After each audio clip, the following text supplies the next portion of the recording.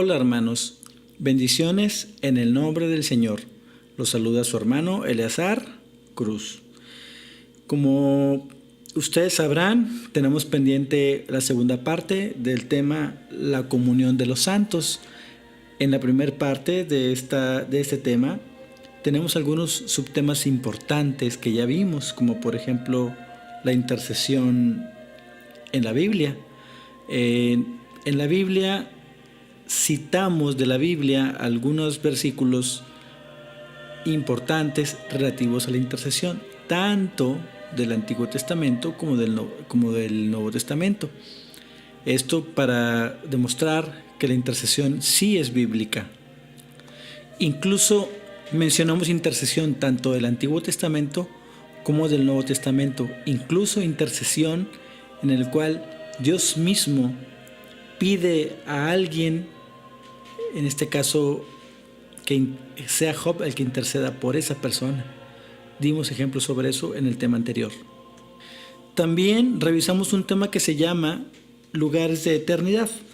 En este tema, lugares de eternidad, determinamos a dónde iban los muertos en la Antigua Alianza, según el Antiguo Testamento. Sabemos también que en la Nueva Alianza, en el Nuevo Testamento, los que morimos vamos con Cristo. Esos también vimos algunas citas importantes y las dilucidamos, las discernimos. El último tema o subtema que vimos en la primera parte es el cuerpo y alma en la oración, en el cual también dimos a conocer por qué no consideramos nosotros que el cuerpo se queda en la tierra esperando la resurrección, sino que más bien hay un juicio personal en el cual es nuestra alma la que va al juicio. Únicamente nos falta esperar el día del juicio o a los santos que ya están en el cielo, lo único que les falta es esperar el juicio final para poder tener también su cuerpo. Así quedamos claros que entonces es el alma la que va al juicio personal. Los que nos llegue a tocar, si nos llega a tocar a nosotros el día del juicio y estamos aquí en la tierra, cuerpo y alma, bueno, pues no precederemos a aquellos que ya murieron. Todos seremos juzgados al mismo tiempo. Entonces, continuando con la segunda parte de este tema de la comunión de los santos, tenemos la unidad del cuerpo de Cristo, la única mediación en Cristo y la participación del hombre en el plan de Dios. Y eso es lo que, estimados hermanos, el día de hoy vamos a mencionar y vamos a tratar aquí. Comencemos entonces platicando acerca de la unidad del cuerpo de Cristo, y podemos leer nosotros en el Catecismo de la Iglesia Católica en su numeral 789 lo siguiente: la comparación de la Iglesia con el cuerpo arroja un rayo de luz sobre la relación íntima entre la Iglesia y Cristo. Hay una relación íntima entre la Iglesia y Cristo. No está solamente reunido en torno a Él, siempre está unificada en Él, en su cuerpo. Tres aspectos de la Iglesia, cuerpo de Cristo, se han de resaltar específicamente: la unidad de todos los miembros entre sí por su unión con Cristo. Cristo, cabeza del cuerpo, y la Iglesia, esposa de Cristo. Vamos a ver qué dice ahora San Pablo acerca de la unidad del cuerpo de Cristo. Vamos a resaltar, y yo voy a decirlo despacio y fuerte, esas partes importantes para comprender un poco más acerca de esa unión de nosotros con Cristo. Vamos, que lo diga Pablo. Vamos a ver qué dice Pablo. Dice: bendito sea Dios, el Padre de nuestro Señor Jesucristo, que nos ha bendecido en Cristo con toda clase de bienes espirituales en el cielo, y nos ha elegido en Él antes de la creación del mundo, para que fuéramos santos e irreprochables en su presencia por el amor. Nos damos cuenta entonces que el Padre de nuestro Señor Jesucristo nos bendice en Cristo y nos elige en Él. Muy bien, continuamos leyendo Efesios capítulo 1, versículos desde el 3 hasta el 13.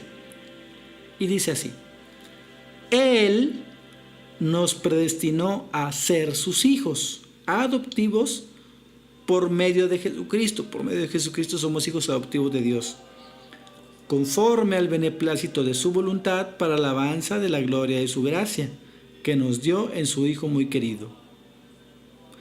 Continuamos leyendo a San Pablo.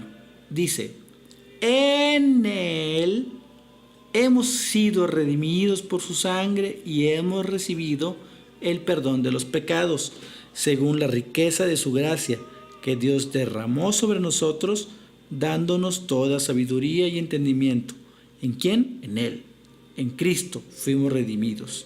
Nuevamente la palabra en Él. Continuamos. Dice: Él nos hizo conocer el misterio de su voluntad, conforme el designio misericordioso que estableció de antemano en Cristo, para que se cumpliera en la plenitud de los tiempos, reunir todas las cosas, las del cielo y las de la tierra, bajo un solo jefe, que es Cristo. Nuevamente la unidad. Dice: reunir todas las cosas, las del cielo y las de la tierra, bajo un solo jefe, que es Cristo. Entonces Él nos dio a conocer ese misterio de su voluntad. Continuamos. Nuevamente, fíjense la palabra en Él. Dice: en Él, otra vez, en Cristo, hemos sido constituidos herederos y destinados de antemano, según el previo designio del que realiza todas las cosas conforme a su voluntad, a ser aquellos que han puesto su esperanza en Cristo para el avance de su gloria. Y otra vez, en Él. En Él, ustedes, los que escucharon la palabra de la verdad, la buena noticia de la salvación, y creyeron en ella, también han sido marcados con un sello por el Espíritu Santo prometido. Siempre en Él vamos a marcar. Dice aquí varias veces en este pasaje, podemos leer esta expresión en Él. Nosotros no podemos ignorar esto, puesto que nosotros simplemente no pensamos que estamos aquí porque lo merecemos, sino más bien hay algo más profundo en lo que Dios designa para nosotros, porque nosotros fuimos creados en Cristo y por medio de su abundancia recibimos toda clase de bendiciones. La bendición la recibimos de Él, no nosotros mismos. Nosotros, ¿quiénes somos? Dios es el que es todopoderoso. Así, si estamos ordenados a Cristo, Pablo lo expresa otra vez. Vamos a leerlo en Colosenses capítulo 1, versículo 15 al 17. Él es la imagen del Dios invisible, el primogénito de toda la creación, porque en Él, nuevamente, fueron creadas todas las cosas, tanto en el cielo como en la tierra, los seres visibles y los invisibles, tronos, dominaciones, principados y potestades. Todo fue creado por medio de Él y para Él. Para Él. Él existe antes que todas las cosas y todo subsiste en Él.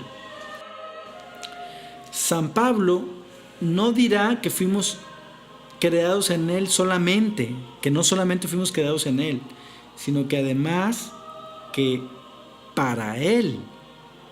Si nuestra finalidad es Cristo y para Él fuimos creados, es entonces muy claro que estamos llamados a estar en esa unión con Él por medio de su gracia. Nosotros nos unimos a Él por medio de su gracia. Si nosotros podemos interceder entre nosotros, o los santos en el cielo pueden interceder por nosotros, no es por cuenta propia, es por gracia del Señor, por gracia de Él. Este es el orden de Dios y es nuestra finalidad. Bueno, para poder dar cumplimiento a este designio de amor que Dios hace, Dios en Cristo nos une por medio del Espíritu Santo, de su Espíritu Santo, quien opera en los sacramentos. Mire, vamos a ver lo que dice el Catecismo. En su numeral 790 dice: los creyentes que responden a la palabra de Dios y se hacen miembros del cuerpo de Cristo, quedan estrechamente unidos a Cristo. La vida de Cristo se comunica a los creyentes que se unen a Cristo, muerto y glorificado por medio de los sacramentos, de una manera misteriosa pero real. Esto es particularmente verdad en el caso del bautismo, por el cual nos unimos a la muerte y a la resurrección de Cristo, y en el caso de la Eucaristía, por la cual compartimos realmente el cuerpo del Señor, que nos eleva hasta la comunión con Él y entre nosotros. Esta parte del catecismo habla de esta estrecha unión que tenemos con Cristo. Pero veamos qué dice la Biblia. Eso dice el catecismo, pero a ver qué dice la Biblia. Dice Colosenses capítulo 1, versículo 18. Los cristianos, al ser bautizados, quedamos incorporados a Cristo y unidos a Él. De este modo, todos somos un solo cuerpo en donde Cristo es la cabeza. Si estamos incorporados a Cristo, es por eso mismo que estamos unidos a Él, que podemos interceder por los demás, incluso en vida. Ya vimos ejemplos de intercesión, incluso intercesión de la iglesia, intercesión de los vivos y de los muertos también, porque quienes han muerto en Cristo están unidos con Él. Bueno, vamos a ver entonces, vamos a continuar a seguir avanzando en el tema. Tendremos que preguntarnos entonces, ¿qué nos produce a nosotros ser parte del cuerpo de Cristo? Pues el bautismo. Este bautismo es el que nos introduce a este cuerpo místico de Cristo. Vamos a ver qué dice Pablo al respecto. Dice aquí, en 1 Corintios capítulo 12, versículo 13. Así como el cuerpo tiene muchos miembros y sin embargo es uno, y estos miembros, a pesar de ser muchos, no forman sino un solo cuerpo, así también sucede con Cristo, porque todos hemos sido bautizados en un solo espíritu para formar un solo cuerpo, judíos y griegos, esclavos y hombres libres, y todos hemos bebido de un mismo espíritu. Así que logramos formar un solo cuerpo. También dice en Romanos capítulo 12, versículo 56. También en Romanos 6 dice, esta unión al cuerpo de Cristo por el bautismo nos injerta a Él. Algo muy hermoso para contemplar es que esa unión al cuerpo de Cristo por el bautismo jamás se pierde, porque esta gracia bautismal no viene de hombres, esta gracia bautismal viene de Dios mismo, por lo cual este sello es indestructible. Nos vamos dando cuenta entonces de la unión que tenemos con Cristo. Ya hemos visto entonces algunas citas. ¿Hasta dónde llegan los efectos de esta unión con Cristo? Deberíamos de preguntarnos. ¿Hasta dónde llegan los efectos de esta unión? Pablo nos lo dice en la carta a los Romanos. Mire, vamos a leer Romanos capítulo 6, versículo 45. Por el bautismo fuimos sepultados con Él en la muerte, para que así como Cristo resucitó por la gloria del Padre, también nosotros llevemos una vida nueva. Porque si nos hemos identificado con Cristo por una muerte semejante a la suya, también nos identificaremos con Él en la resurrección. Quiere decir entonces que aún muriendo, aún perdiendo el cuerpo material, aún dejando esta vida, nosotros seguimos injertados a Cristo por el bautismo. Eso es lo que quiere decir. No porque muramos perdemos esa unión con Cristo. Y por lo tanto formamos un solo cuerpo. Por eso es que la Iglesia enseña que tanto los que han muerto como los que vivimos estamos íntimamente unidos en Cristo. Podemos comprender ahora entonces por qué San Pablo se expresó de la siguiente manera. Vamos a leerlo en 1 Corintios capítulo 12, versículo 26. Dice así: un miembro sufre, todos los demás sufren con él. Un miembro es enaltecido, todos los demás participan de su alegría. Bueno, pues los santos en el cielo, siendo testigos, conscientes de lo que sucede en la tierra, y aún más, por ser parte del mismo cuerpo de Cristo, pueden interceder por nuestras necesidades. Claro que a menos que alguno aquí considere que ser parte del cuerpo de Cristo se pierde al morir. Pues no, Si al morir no se pierde ser parte del cuerpo de Cristo y estamos íntimamente unidos con Él, entonces un muerto, cuando ya ha sido juzgado y es llevado al cielo y está unido con Cristo, la gracia de Cristo es la que hace que esa persona nos pueda escuchar. Por si alguien piensa, oye, pues que los santos son omniscientes u omnipresentes, pues no, un santo ni es omnisciente ni es omnipresente. Pero si un santo nos escucha en el cielo, es por la gracia de Dios y por estar íntimamente unidos a Él. No por cuenta propia, sino por la gracia de Jesucristo. Bueno, hasta aquí terminamos con ese pequeñito punto acerca de la unidad con el cuerpo de Cristo, el cual es motivo